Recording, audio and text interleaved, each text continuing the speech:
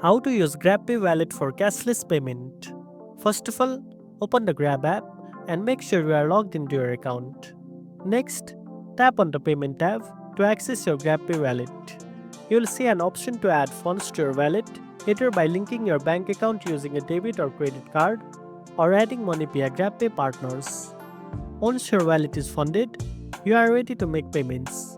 Whether you are shopping online, paying for services, or even splitting bills with friends, just tap on the GrabPay Wallet option during checkout.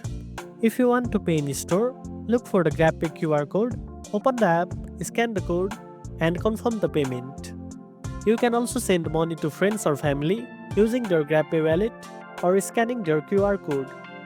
One of the great things about GrabPay is that it lets you earn reward points for every payment you make, which can be redeemed for Grab vouchers or discount. If you need to track your spending, GrabPay provides a detailed transaction history so you can keep an eye on where your money is going. And that's it. Now you know how to use GrabPay Wallet for cashless payment. If you found this video helpful, don't forget to like, share, and subscribe for more tech tips. Thanks for watching, and I'll see you in the next one.